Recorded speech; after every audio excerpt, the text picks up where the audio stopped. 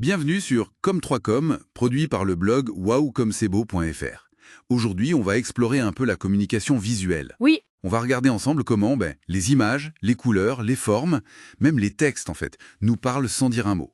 exactement. Pourquoi est-ce qu'un visuel nous marque plus qu'un autre? C'est un peu ça la question. C'est fascinant parce que le cerveau, il traite le visuel hyper vite, Ah oui, bien plus vite que le texte. C'est donc un levier super puissant pour capter l'attention, pour simplifier des idées complexes, surtout aujourd'hui avec le flot d'infos qu'on reçoit. d'accord. Commençons peut-être par les couleurs. C'est souvent ce qui frappe en premier. Oui, bonne idée. Elles sont pas juste là pour faire joli, j'imagine. Elles déclenchent des émotions, non? Tout à fait. C'est la fameuse psychologie des couleurs. Prends le rouge. Mhm. Il évoque l'énergie, l'urgence, la passion, parfois. On le voit beaucoup pour les promos, les boutons achetés. Ça attire l'œil direct. Logique. Et à l'opposé, on a le bleu. C'est plus calme, ça. Exactement. Le bleu, c'est la confiance, la sérénité, le professionnalisme. Pas étonnant que les banques, les entreprises de tech l'aiment bien. Mhm. Et le vert?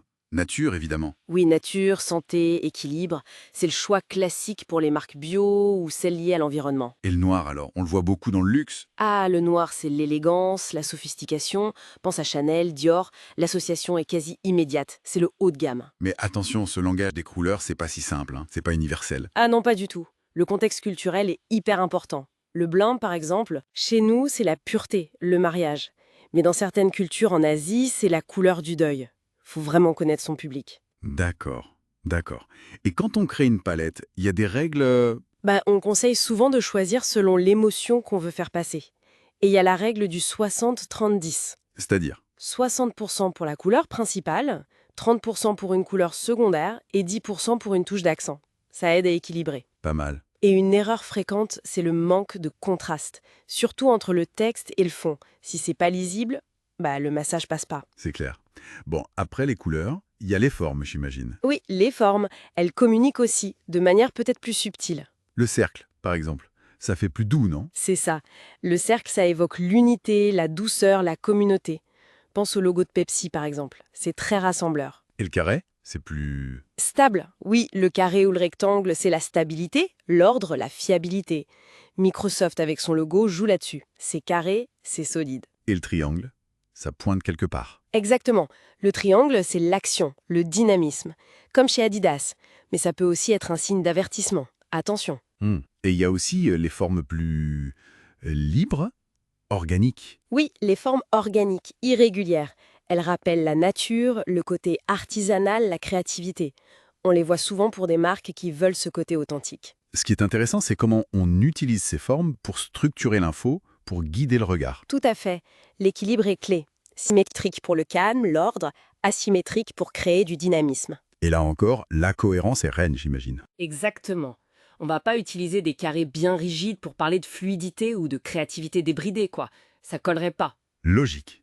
Troisième élément, la typographie, les polices de caractère. Ah, la typo. C'est pas juste choisir une police qui fait joli, hein. Ah non, loin de là.